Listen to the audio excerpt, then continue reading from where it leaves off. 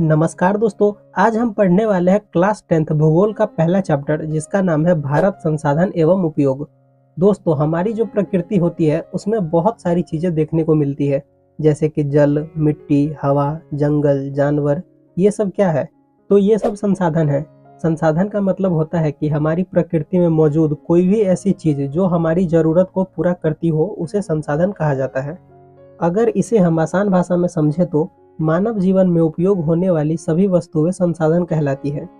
अब देखो, हम कैसे समझेंगे कि कोई भी चीज संसाधन है या नहीं। तो इसे समझने के लिए हमें एक चित्र को समझना पड़ेगा। तो इस चित्र को आप ध्यान से देखिए। ऊपर है पर्यावरण, बायां साइड में है प्रौद्योगिकी मतलब कि तकनीक, दायां साइड में है संस्थाएं और बीच में है मानव। ये चित्र ये दर्शा रहा है कि जो मानव है उसका संबंध प्रौद्योगिकी, पर्यावरण और संस्था के साथ है। देखो, इसे ऐसे समझो कि जो मानव है वो प्रौद्योगिकी मतलब कि टेक्नोलॉजी की मदद से पर्यावरण में काम करते हैं और निर्माण करते हैं संस्था का, जिससे होता यह है कि पैसे आते हैं और पूरे देश का आर्थिक विकास होता है। समझ आया यहाँ तक? चलो अब हम समझते हैं संसाधनों का वर्गीकरण को। तो संसाधनों को 4 तरीकों से बांटा गया है। पहला, उत्पत्ति के आधार पर, दूसरा उपयोगिता के आधार पर, तीसरा स्वामित्व के आधार पर और चौथा विकास की स्थिति के आधार पर। तो इन चारों को हम एक एक करके अच्छे से समझते हैं। तो सबसे पहले हम समझते हैं उत्पत्ति के आधार पर। तो उत्पत्ति के आधार पर संसाधन 2 प्रकार के होते हैं। पहला जैव संसाधन और दूसरा अजैव संसाधन। तो सबसे पहले हम समझते हैं जैव संसाधन को। तो वैसा संसाधन जिसकी प्राप्ति जैव मंडल से होती है और इनमें सजीव के सभी लक्षण मौजूद होते हैं उसे जैव संसाधन कहा जाता है, जैसे कि मनुष्य, वनस्पति, जानवर, मछली इत्यादि। ये सभी जैव संसाधन है क्योंकि ये सब सजीव है। तो अब हम समझते हैं अजैव संसाधन को। तो निर्जीव वस्तुओं के समूह को अजैव संसाधन कहा जाता है, जैसे कि मिट्टी, पत्थर, धातु, पानी, खनिज इत्यादि। ये सभी अजैव संसाधन है क्योंकि ये सभी निर्जीव है। अब हम समझते हैं संसाधन के दूसरे वर्गीकरण को, जो कि है उपयोगिता के आधार पर। तो उपयोगिता के आधार पर भी संसाधन 2 प्रकार के होते हैं। पहला नवीकरणीय संसाधन और दूसरा अनवीकरणीय संसाधन। तो सबसे पहले हम समझते हैं नवीकरणीय संसाधन को। तो वैसा संसाधन जिसे हम भौतिक, रासायनिक या यांत्रिक प्रक्रिया द्वारा नवीकृत या पुनः प्राप्त कर सकते हैं उसे नवीकरणीय संसाधन कहा जाता है, जैसे कि सौर ऊर्जा, पवन ऊर्जा, जल, विद्युत, जंगल इत्यादि। ये सब नवीकरणीय संसाधन है क्योंकि इन सब का उपयोग करके भी इन सब का पुनः उत्पादन किया जा सकता है। तो अब हम समझते हैं अनवीकरणीय संसाधन को। तो वैसा संसाधन जिसका निर्माण दोबारा नहीं किया जा सकता है या पुनः निर्माण होने में लाखों वर्ष लग सकते हैं उसे अनवीकरणीय संसाधन कहते हैं, जैसे कि कोयला, पेट्रोल इत्यादि। ये अनवीकरणीय संसाधन है क्योंकि इसे बनने में लाखों वर्ष लग जाते हैं। अब हम समझते हैं संसाधन के तीसरे वर्गीकरण को, जो कि है स्वामित्व के आधार पर। तो स्वामित्व के आधार पर भी संसाधन 4 प्रकार के होते हैं। पहला व्यक्तिगत संसाधन, दूसरा सामुदायिक संसाधन, तीसरा राष्ट्रीय संसाधन और चौथा अंतर्राष्ट्रीय संसाधन। तो सबसे पहले हम समझते हैं व्यक्तिगत संसाधन को। तो वैसा संसाधन जिस पर किसी खास व्यक्ति का अधिकार हो और उनके बदले में वे सरकार को लगान भी चुकाते हो उसे व्यक्तिगत संसाधन कहा जाता है, जैसे कि भूखंड, घर, बगीचा, तालाब, कुआं इत्यादि। ये सब व्यक्तिगत संसाधन है क्योंकि इन पर किसी खास व्यक्ति का अधिकार होता है, जैसे कि आप लोगों के पास भी अपना घर होगा, अपना खेत होगा और उन सब पर भी आपका अधिकार होगा। तो चलिए अब हम समझते हैं सामुदायिक संसाधन को। तो वैसा संसाधन जिस पर किसी समुदाय या समाज के लोगों का अधिकार हो और जो समाज के लोगों के लिए सुलभ हो उसे सामुदायिक संसाधन कहा जाता है, जैसे कि सार्वजनिक पार्क, खेल का मैदान, मंदिर, मस्जिद, गुरुद्वारा, शमशान इत्यादि। इन सब पर किसी एक व्यक्ति का अधिकार नहीं होता है बल्कि पूरे समाज का अधिकार होता है। अब हम समझते हैं राष्ट्रीय संसाधन को। तो आर्थिक या कानूनी तौर पर देश या राष्ट्र के अंतर्गत सभी उपलब्ध संसाधन राष्ट्रीय संसाधन होते हैं, चाहे वह किसी इंसान की खास जमीन ही क्यों न हो। और सरकार के पास पावर होती है कि वह किसी भी व्यक्तिगत संसाधनों का अधिग्रहण कर सकती है आम जनता के भले के लिए, लेकिन उसके बदले सरकार उचित मुआवजा भी देती है। इसके अलावा देश में पाए जाने वाले खनिज, जल संसाधन, जंगल, वन्य जीव ये सब भी राष्ट्रीय संसाधन के अंतर्गत आते हैं और साथ ही तट रेखा से 200 किलोमीटर तक की दूरी भी राष्ट्रीय संसाधन के अंतर्गत आते हैं। तो अब हम समझते हैं अंतर्राष्ट्रीय संसाधन को। तो वैसा संसाधन जिस पर किसी एक देश का नियंत्रण नहीं होता है और न ही कोई एक देश अपनी मर्जी से उन संसाधनों का इस्तेमाल कर सकता है, उसे अंतर्राष्ट्रीय संसाधन कहा जाता है। जैसे कि समुद्र तट रेखा से 200 किलोमीटर तक की दूरी को छोड़कर खुले महासागरीय क्षेत्र अंतर्राष्ट्रीय संसाधन है।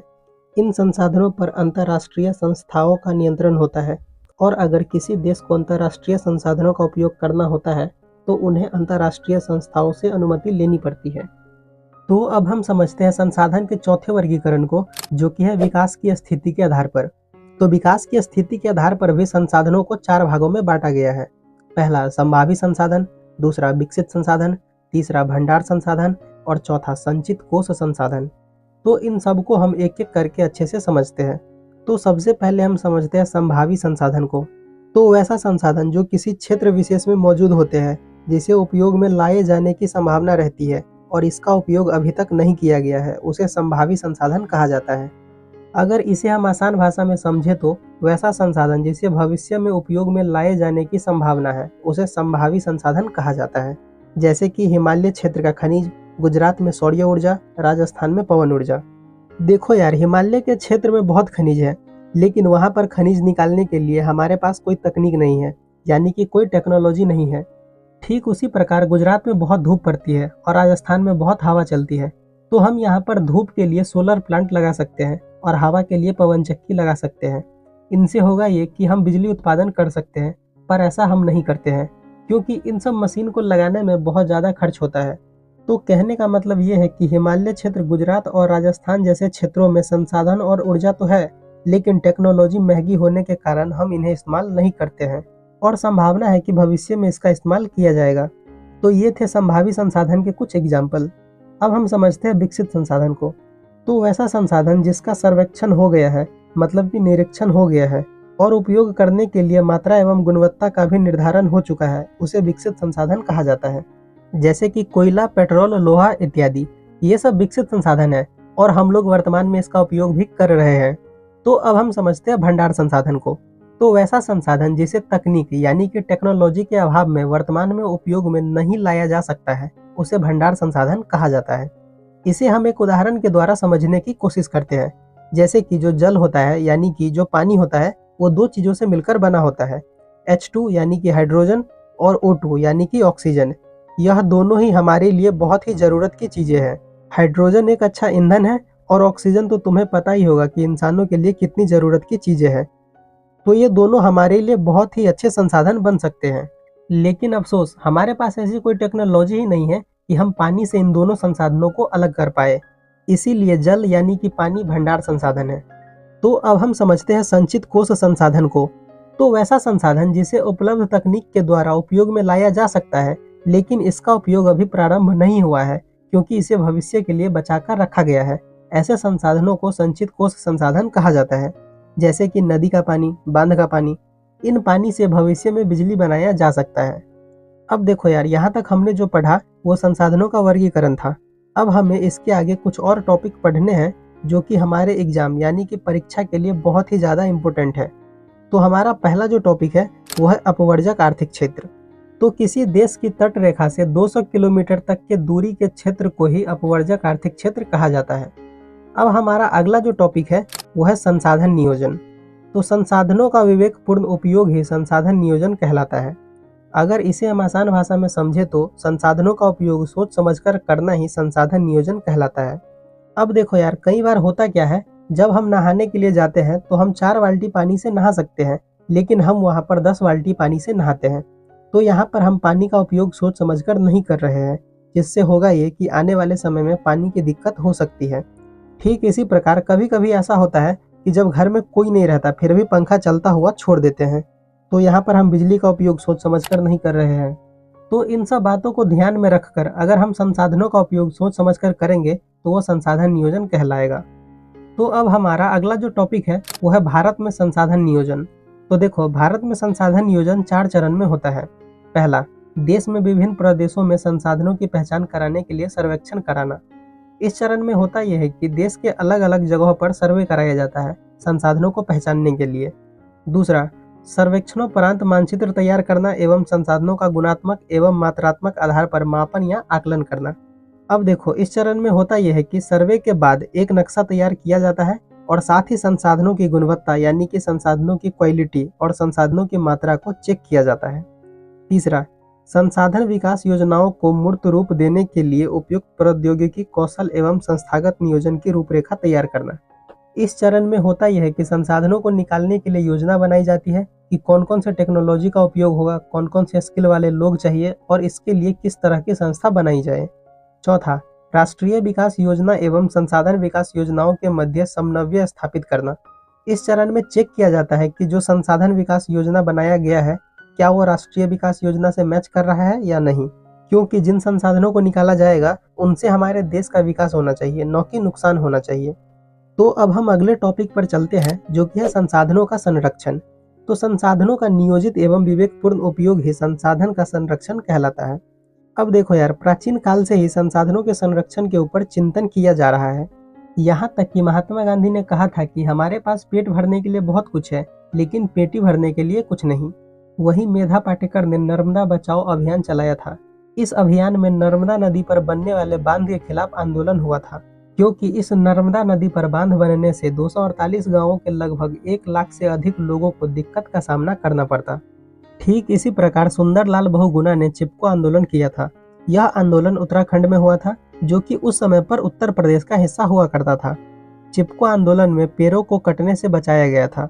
कुछ लकड़ी काटने वाले जब पेड़ काटने आए तो लोग पेड़ से चिपक कर उसको घेर लिए और जंगल को काटने से बचाया गया था। वहीं संदीप पांडे वर्षा जल को जमा करके कृषि भूमि का विस्तार किया था। इस तरह से कई लोगों ने संसाधन संरक्षण की दिशा में अत्यंत सराहनीय काम किया है। अब देखो ये तो हो गई देश की बात, लेकिन संसाधन संरक्षण के लिए अंतर्राष्ट्रीय स्तर पर भी कई सम्मेलन हुए। सबसे पहला सम्मेलन 1968 ईस्वी में क्लब ऑफ रोम में हुआ था। लेकिन पर्यावरण संरक्षण के लिए सबसे पहला विश्व शिखर सम्मेलन 1972 ईस्वी में स्टॉकहोम में हुआ था। और इसी सम्मेलन के बाद से हर वर्ष 5 जून को पर्यावरण दिवस मनाया जाता है। और आपको बता दूं कि जो स्टॉकहोम है वो स्वीडन देश की राजधानी है। अब देखो इन सम्मेलन के होने के बाद भी 3 पृथ्वी सम्मेलन हुआ था। प्रथम पृथ्वी सम्मेलन, द्वितीय पृथ्वी सम्मेलन और तृतीय पृथ्वी सम्मेलन। तो आइए जानते हैं कि इन तीनों सम्मेलन में क्या हुआ था। तो सबसे पहले हम जानते हैं प्रथम पृथ्वी सम्मेलन को। तो प्रथम पृथ्वी सम्मेलन 1992 ईस्वी में हुआ था। ये सम्मेलन 3 जून से लेकर 14 जून तक चला था। और ये हुआ कहाँ था? तो ये सम्मेलन ब्राजील के एक शहर रियो डी जेनेरो में हुआ था। इस सम्मेलन में लगभग 178 प्रतिनिधियों ने भाग लिया था और बात की गई थी कि हम पर्यावरण को कैसे सुरक्षित रख सकते हैं। और जब यह सम्मेलन खत्म हुआ तो 800 पेज का एक घोषणा पत्र जारी हुआ, जिसे कार्यक्रम 21 या एजेंडा 21 कहा जाता है। इस कार्यक्रम 21 में यह लिखा गया था कि पर्यावरण को बचाने के लिए हमें सतत विकास को अपनाकर काम करना होगा।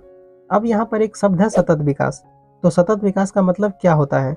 तो सतत विकास का मतलब ये होता है कि संसाधन का उपयोग ऐसे करो कि पर्यावरण को कोई नुकसान न पहुंचे और आने वाली पीढ़ी के लिए भी संसाधन बची रहे। अब हम समझते हैं द्वितीय पृथ्वी सम्मेलन को। तो द्वितीय पृथ्वी सम्मेलन 1997 ईस्वी में हुआ था और ये सम्मेलन 23 जून से लेकर 27 जून तक चला था। और ये हुआ कहाँ था? तो ये सम्मेलन अमेरिका के न्यूयॉर्क शहर में हुआ था। ये सम्मेलन प्रथम पृथ्वी सम्मेलन के 5 साल बाद हुआ था, इसीलिए इसे +5 सम्मेलन भी कहा जाता है। और ये सम्मेलन इसलिए हुआ था कि प्रथम सम्मेलन में लिए गए फैसले पर ठीक से काम हो रहा है कि नहीं, इसी को चेक करने के लिए किया गया था। अब हम समझते हैं तृतीय पृथ्वी सम्मेलन को। तो तृतीय पृथ्वी सम्मेलन 10 साल बाद 2002 ईस्वी में हुआ था और ये सम्मेलन 26 अगस्त से लेकर 4 सितंबर तक चला था। और ये हुआ कहाँ था? तो ये सम्मेलन दक्षिण अफ्रीका के एक शहर जोहान्सबर्ग में हुआ था। इस सम्मेलन में विश्व के विभिन्न देशों से लगभग 2000 प्रतिनिधियों ने भाग लिया था और पर्यावरण संबंधी 150 धाराओं पर विश्व स्तरीय सहमति तैयार करना था, लेकिन इस सम्मेलन का कोई परिणाम नहीं निकला। अब देखो 3 पृथ्वी सम्मेलन के अलावा एक और सम्मेलन हुआ था, क्योटो सम्मेलन। तो क्योटो सम्मेलन दिसंबर 1997 ईस्वी को जापान के क्योटो शहर में हुआ था। इस सम्मेलन में 159 देशों ने भाग लिया था और बात किया गया था कि पृथ्वी को ग्लोबल वार्मिंग से कैसे बचाए। इन सम्मेलन में ग्लोबल वार्मिंग के लिए 6 गैसों को जिम्मेदार ठहराया गया था। कौन सी थी ये 6 गैसें? तो पहला कार्बन डाइऑक्साइड, दूसरा मीथेन, तीसरा नाइट्रस ऑक्साइड, चौथा हाइड्रोफ्लोरोकार्बन, पांचवा परफ्लोरोकार्बन और छठा सल्फर हेक्साफ्लोराइड। इन सम्मेलन में इन 6 गैसों के उपयोग में कटौती पर सहमति बनी। जिसमें यूरोपीय संघ ने ग्रीन हाउस गैस के उत्सर्जन में 8%, अमेरिका 7% और जापान 6% की कटौती करने पर सहमत हुआ। इस सम्मेलन को विश्व पर्यावरण सम्मेलन या ग्रीन हाउस सम्मेलन के नाम से भी जाना जाता है। अब देखो, इतना सम्मेलन क्यों हो रहा है? पृथ्वी को ग्लोबल वार्मिंग से बचाने के लिए। अब ये ग्लोबल वार्मिंग क्या है? तो जीवाश्म ईंधन के लगातार जलने से कार्बन डाइऑक्साइड, मीथेन और नाइट्रस ऑक्साइड जैसी गैसें निकलती है और वनों की कटाई भी हो रही है। तो इन सब के कारण से पृथ्वी का तापमान बढ़ रहा है और इसे ही ग्लोबल वार्मिंग कहा जाता है। ग्लोबल वार्मिंग का खतरा पृथ्वी के पर्यावरण को लगातार नुकसान पहुंचा रहा है। अब देखो, हम लोग बात कर रहे थे संसाधनों के संरक्षण के ऊपर। तो 1974 ईस्वी में सुमशेर की एक पुस्तक थी जिसका नाम था स्मॉल इज ब्यूटीफुल। इस पुस्तक में महात्मा गांधी के विचारों को लिखा गया था जो संसाधन संरक्षण के ऊपर था। इसके अलावा 1987 ईस्वी में ब्रंटलैंड आयोग द्वारा एक रिपोर्ट जारी किया गया था जो संसाधन संरक्षण के ऊपर था।